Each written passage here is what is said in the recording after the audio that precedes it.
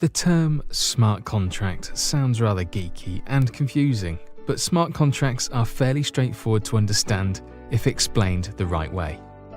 Hang around until the end of the video and you will be able to explain them to anyone using real-life examples. The important thing to remember is this. With normal contracts, you have to trust people to enforce the contract. However, with smart contracts, the rules enforce the contract. You don't have to trust anybody. Instead, you are placing your trust in mathematics.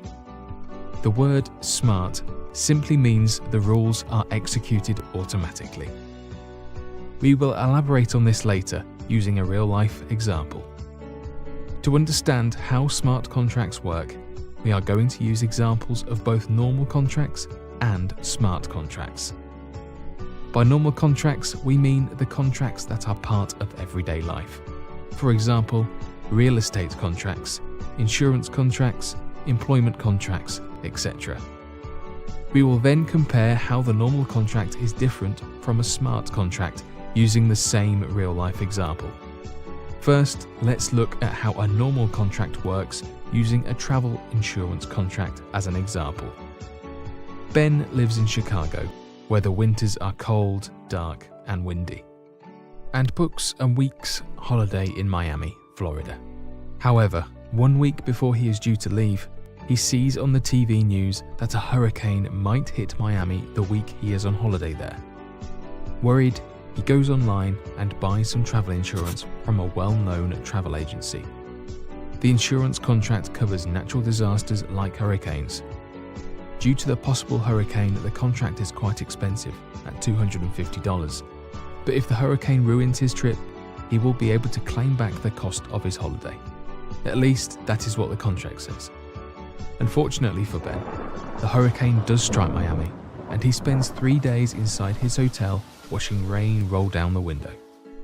Once back in Chicago, he puts in a claim on his contract, but it is rejected. He had missed the part of the contract that said he must initiate the claim within 24 hours of a natural disaster occurring. This is the problem with normal contracts. People have to trust other people, and unfortunately, people can be untrustworthy, especially when there is money at stake. Now let's look at how a smart contract would help Ben. Remember that with smart contracts, trust is placed in mathematics, not people. Before going on holiday, Ben buys a travel insurance contract, but this time he buys from a cryptocurrency-powered travel insurance company which uses smart contracts. The travel insurance company uses Obyte cryptocurrency platform to sell insurance via smart contracts. Ben puts $250 worth of cryptocurrency into his digital Obyte wallet. The travel insurance company puts $1,000 worth of cryptocurrency into their digital Obyte wallet. They put more money in, $1,000 versus Ben's $250, because they believe the hurricane is unlikely to hit Miami.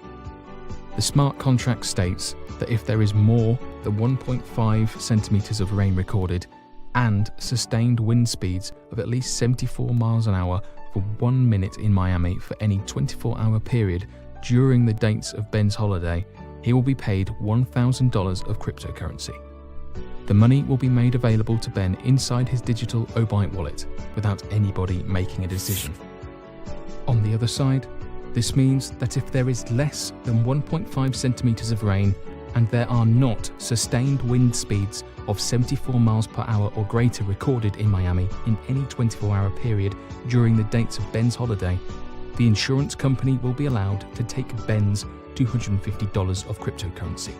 Again, the money will be made available inside their digital Obyte wallet without anybody making a decision.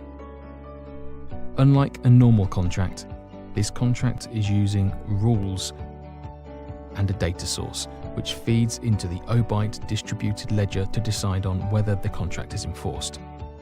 This is why it's called a smart contract. Remember that normal contracts use people to decide whether or not a contract is enforced. Because neither Ben nor the insurance company control the data on weather.gov or the weather, they can do business without having to trust each other. Instead, They only need to trust that the data source the contract uses is reliable. In summary, remember that the main difference between a normal contract and a smart contract is that normal contracts rely on people being trustworthy, but smart contracts rely on data being trustworthy. Did this video help you understand what smart contracts are? Then make sure to subscribe to our YouTube channel below. Just click the subscribe button beneath the video. Was the travel insurance example a good way of explaining smart contracts? Or would you like to see something else? Please leave a comment below and let us know your thoughts.